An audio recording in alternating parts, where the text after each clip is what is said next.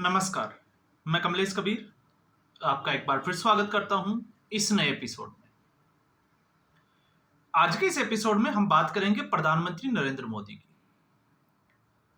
प्रधानमंत्री Narendra Modi SCO summit से वापस दिल्ली लौटे और आज यानी कि जब ये आपके पास वीडियो आ रहा है, क्योंकि मैं अभी रात को बना रहा हूं तो ये कल सुबह आपको आएगा, मतलब हम कह सकते हैं कि कल प्रधानमंत्री नरेंद्र मोदी वीडियो कॉन्फ्रेंसिंग के जरिए रूबरू हुए बिहार की महिलाओं के साथ।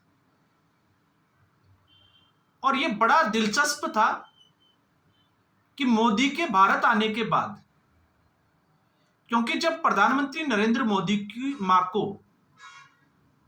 दरभंगा जिले से, बिहार के दरभंगा जिले से जो कांग्रेस पार्टी के नेता मोहम्मद नौशाद का मंच था, उससे जिन शब्दों में गाली दी गई, तो उसके बाद में यह तय था कि प्रधानमंत्री नरेंद्र मोदी जब भारत लौटेंगे तो उसके बाद विपक्ष का क्या हश्र होगा। क्यों ऐसा, इसके पीछे के अगर हम उसमें राजनीतिक कारणों में या इसकी पूरी समीक्षा करें तो सबसे पहले हम थोड़ा सा यह समझ लेते हैं कि मोहम्मद नौशाद लेदर का काम करता है दिल्ली में। उनके सोशल मीडिया अकाउंट को अगर आप खंगालोगे तो आपको बहुत सारे जो है वो फोटोज वगैरह मिल जाएंगे प्रियंका वाड्रा के साथ, राहुल गांधी के साथ और दूसरे नेताओं के साथ। और इस वक्त खबर यह है कि बिहार के जाले से वो जो उम्मीदवारी, जो टिकट जो है उसकी लाइन में खड़े दिखाई देते हैं, मतलब कि हो सकता है कि कांग्रेस पार्टी उनको उम्मीदवार बना दे। अब उनका एक दोस्त है जो यूट्यूबर की भूमिका में है और उसका जो आगे जो नॉन है मोहम्मद रिजवी, जिसको गिरफ्तार किया गया था, तो उसको जो है वो ट्रेनिंग दी गई, बकायदा उसको रिहर्सल कराई गई उसी मंच से। और उसके बाद से ये वीडियो जो है वो शूट किया गया, प्रधानमंत्री नरेंद्र मोदी को गाली दी गई। और उसके बाद से ही हम जो है वो अनुमान लगा रहे थे कि अब शायद जो है वो बिहार के चुनाव का खेल बिगड़ता हुआ दिखाई देगा, क्योंकि एसआईआर को लेकर जिस भ्रम की स्थिति में कांग्रेस पार्टी थी, वो सारा भ्रम जो है वो कांग्रेस पार्टी का, मुझे लगता है राहुल गांधी का तो दूर हो गया, कांग्रेसी कार्यकर्ताओं का दूर हुआ या नहीं हुआ, क्योंकि हो सकता है कांग्रेसी कार्यकर्ता जो है वो अभी भी इंतजार करे बिहार के चुनाव परिणाम का। तो ऐसे में जब हम इसकी पूरी समीक्षा करते हैं तो फिर सवाल ये उठता है, और एक कहावत है प्रचलित कि आदत जात कभी ना छूटे। किसी व्यक्ति की कोई आदत पड़ जाती है तो उसका छूटना जो है वो बहुत मुश्किल हो जाता है, बड़े यत्न करने पड़ते हैं, और फिर भी एक गुंजाइश रह जाती है कि वो आदत छूटेगी या नहीं छूटेगी, जिसको हम लत भी कहते हैं।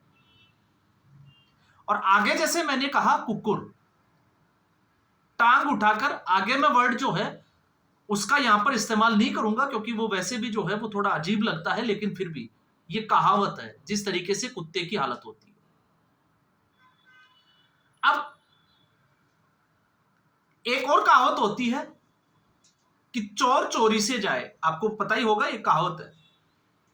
तो इसी तरीके की कहावत जो है वो भरमार पड़ी है और ये कांग्रेस पार्टी के साथ बड़े अच्छे से अगर आप देखोगे तो लागू हो जाती है।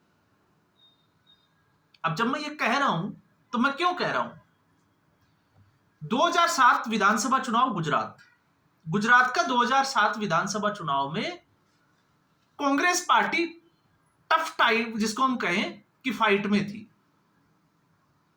लेकिन उस वक्त सोनिया गांधी ने एक टिप्पणी की थी प्रधानमंत्री नरेंद्र मोदी के ऊपर, और वो टिप्पणी थी मौत का सौदागर। नरेंद्र मोदी की अगर हम बात करते हैं तो नरेंद्र मोदी की 3 खासियत का मैं आपको बताऊं। एक, नैरेटिव गढ़ने में, दूसरा नैरेटिव बिगाड़ने में, और तीसरा हम ले सकते हैं कि इसी के साथ में नैरेटिव को बदलने में। इस कला में जो है वो बड़े निपुण हैं। और कैसे हैं आप देखिए, जब प्रधानमंत्री नरेंद्र मोदी को, या हम कहें कि उनकी मां को गाली दी गई, तो भारतीय जनता पार्टी कांग्रेस पार्टी के दफ्तर के सामने गई, विरोध प्रदर्शन किया और कुछ खबरें आई कि एक दूसरे की तरफ जो है वो लाठियां बांधी गई। लेकिन इसको देशव्यापी मुद्दा बनाने में भारतीय जनता पार्टी को सफलता नहीं मिली।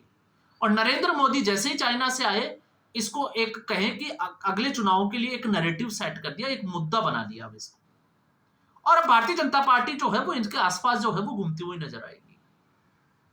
तो इसलिए जब कांग्रेस पार्टी गलती करती है तो नरेंद्र मोदी उसका कैसे फायदा उठाता है, अब आप देखिए। अब 2007 से हम बाहर निकलकर 2014 पे आते हैं। मणिशंकर अय्यर ने कहा चाय वाला वो कांग्रेस पार्टी के दफ्तर में चाय बेच सकता है। अब आप इसको गाली नहीं कह सकते, इसको आप तंज कह सकते हो, एक कटाक्ष कह सकते हो, तीखा कटाक्ष। और चाय वाला जो है वो पूरे देश के लिए एक जो है वो नैरेटिव बन गया। और उसके बाद प्रधानमंत्री नरेंद्र मोदी, जहां कांग्रेस पार्टी 44 पे आ गई, इस देश के प्रधानमंत्री बन गए। तो आज तो कांग्रेस पार्टी ने वो गलती कर दी गाली देकर, जो नहीं करनी चाहिए थी।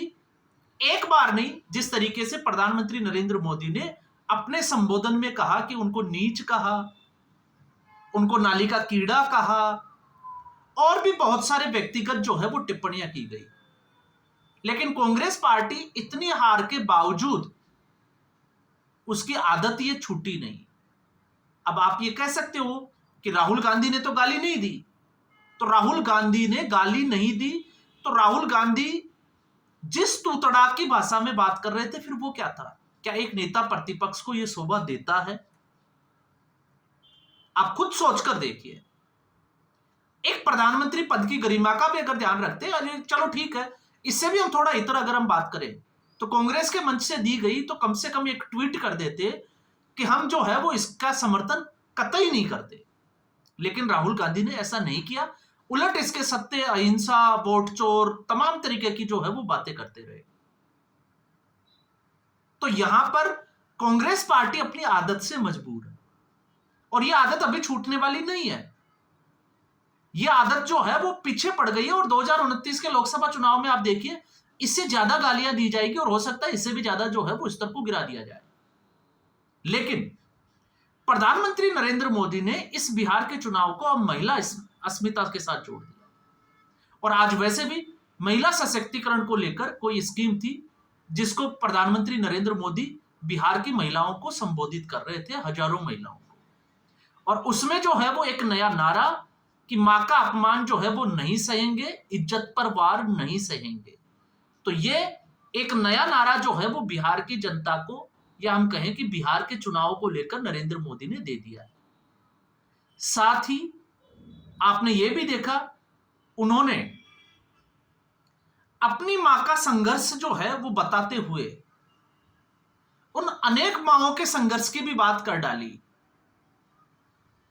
अब जब उसकी बात कर ही डाली, तो फिर उसमें जो है वो राहुल गांधी, या हम कहें कि कांग्रेस पार्टी की नीयत पर भी सवाल उठता है।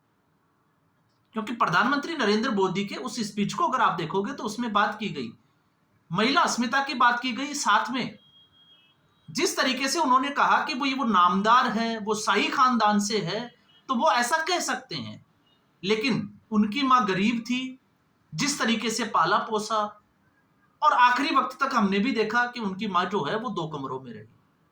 तो एक हमला तो ये बोला, लेकिन उनके साथ में जब संघर्ष की बात आती है, तो उन्होंने जो है वो बिहार की महिलाओं को एक बात और जो बोली, और मुझे लगता है कि उसका भावनात्मक तौर पर असर ज्यादा होगा, कि बिहार में महिलाओं को जब बेटा काम पर जाएगा तो वो लौटेगा या नहीं लौटेगा, ये मां की चिंता थी। उसका सुहाग जो है वो घर पर लौटेगा या नहीं लौटेगा, ये उन महिलाओं का जो है वो चिंता का विषय था। और ये सीधा इशारा था लालू यादव के जंगल राज की तरफ। और फिर प्रधानमंत्री ने यह भी कहा कि हम उस स्थिति से बिहार को जो है वो बहुत दूर ले आए। तो इसका मतलब क्या है? इसका मतलब यह है कि आप जो है जिस बिहार को हम इतना दूर लेकर आए हैं, उस बिहार को वापस उस स्थिति में नहीं जाने दे। अब आप सोचकर देखिए, इस वाले वक्तव्य से अगर आप देखोगे, पॉलिटिकली अगर आप इसका इंपैक्ट देखते हो, तो फिर नजर आता है कि राहुल गांधी कांग्रेस ने वोटर अधिकार यात्रा जो निकाली है, एक तरीके से भारतीय जनता पार्टी को नहीं, लगता तो यह है कि वो आरजेडी को बार्गेनिंग के लिए और आरजेडी को कमजोर करने के लिए निकाली गई। और यही एक वजह है कि आरजेडी जो है, इसका जो है वो कांग्रेस पार्टी पे क्या असर पड़ेगा। उसका पिछले चुनाव देखिए, बिहार में कोई जमीन उनके पास है नहीं, उनकी स्ट्राइक रेट क्या है, लेकिन आरजेडी को कितना डेंट कर जाएगा ये शायद जो है वो आरजेडी ने तो नहीं सोचा, लेकिन कांग्रेस पार्टी की प्लानिंग का हिस्सा था। और यही एक वजह थी कि जब तेजस्वी यादव ने राहुल गांधी को प्रधानमंत्री पद का जो है वो प्रधानमंत्री बना दिया, हम तो ये कहते हैं, लेकिन राहुल गांधी और कांग्रेस पार्टी के बड़े नेताओं के मुंह से अभी तक तेजस्वी यादव का मुख्यमंत्री के तौर पर चेहरा होगा यह नाम जो है वो सामने नहीं आया है। तो इसलिए मुझे लगता है कि आरजेडी का खेल खराब करने के लिए सारी प्लानिंग का एक हिस्सा था। और आप देखिए, सीट शेयरिंग पर आप आने दीजिए, बहुत सारी चीजें जो है वो खुलकर आएगी, जो मैं पिछले वीडियो में भी बात कर रहा था। और इसके अलावा तो आपको पता ही है, मां का दर्द, और जिस तरीके से हम कह सकते हैं कि प्रधानमंत्री नरेंद्र मोदी का जो ये भाषण था, और उसमें जो जिस तरीके से शब्दावली का इस्तेमाल प्रधानमंत्री नरेंद्र मोदी ने किया, वो एक भावनात्मक टच देने का काम भी किया। क्योंकि इसको हम राजनीति से इसलिए नहीं जोड़ सकते क्योंकि राजनीति में व्यंग्य, कटाक्ष, आरोप प्रत्यारोप सब कुछ चलता है, लेकिन अगर हम किसी दुश्मन की भी बात करें और उसको मां की गाली दें, तो मुझे लगता है कि ये जो है वो फिर हमारी परवरिश को दिखाता है, हमारे संस्कारों को दिखाता है, और फिर हमारी जो सोच है उसको भी दर्शाता है। तो कम से कम अमूमन लाइफ में हम देखते हैं कि किसी की मां को गाली दी जाती है तो गुस्सा आ ही जाता है। तो यहां पर तो 100 साल पूरे करके प्रधानमंत्री नरेंद्र मोदी की मां जो है वो स्वर्गवासी हो गई है। और आपने देखा, कटाक्ष होते हैं, लेकिन अब तक का इतिहास में इस तरीके की गाली अगर किसी प्रधानमंत्री को मंच से दी गई हो, तो मुझे लगता है कि यह तो जो है वो इस देश के इतिहास में तो देखने को नहीं मिलेगा। और यहां पर सिलसिला जो है वो यहां पर ही रुक जाएगा ऐसा नहीं है। अभी तो इस लाइन में बहुत सारे लोग खड़े हैं। कन्हैया कुमार की आप शब्दावली देख लीजिए, वो भी इसी के आसपास जो है वो आकर टिक जाती है। और संगत का अगर आप असर देखोगे, हम आदत की बात कर चुके हैं, संगत का आप अगर असर देखोगे तो महुआ मोइत्रा कांग्रेस पार्टी के जितनी करीब है, चाहे वो शशि थरूर की हम बात कर सकते हैं या फिर कांग्रेस पार्टी के नेताओं की बात कर सकते हैं, तो आप उसका असर देखिए। जब संसद से चुनाव आयोग तक एक मार्च निकाला गया तो उसमें उसने बेहोश होने का नाटक किया, और फिर उसे एक मुद्दा बना था कि आखिर वो किस किसको दे रही थी। एक फ्लाइंग किस जो है वो दे रही थी, तो वो किसको दे रही थी। और अब वो भी ऐसी ही भाषा बोलने लग गई, क्योंकि अमित शाह को लेकर उनकी टिप्पणी भी जो है वो वायरल हो रही है। फिर उसके बाद में आप देखिए, अलका लांबा, रागिनी नायक, पवन खेड़ा, उनका तो कहना ही क्या जनाब का, सुरेंद्र राजपूत, तो ये तमाम तरीके के नेता जो है वो पीछे खड़े दिखाई देते हैं एक ही कतार में। तो जहां पर मैंने इसलिए ये कहा है कि शब्दों की या वॉइस की जो स्ट्राइक की है प्रधानमंत्री नरेंद्र मोदी ने, ये विपक्ष को जो है वो धराशायी करने के लिए बहुत, या हम कहें कि काफी है।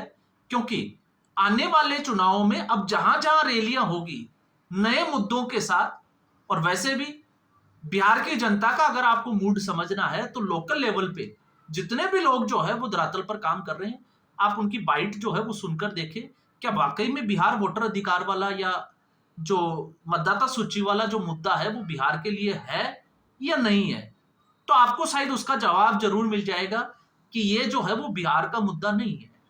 बिहार के मुद्दे कुछ अलग है, जिसको या तो विपक्ष ने पकड़ा नहीं, या वो जानबूझकर उसको पकड़ना नहीं चाहता, क्योंकि एक दूसरे को कमजोर भी तो करना है, और कमजोर नहीं करेंगे तो फिर ये खुद कमजोर पड़ जाएंगे।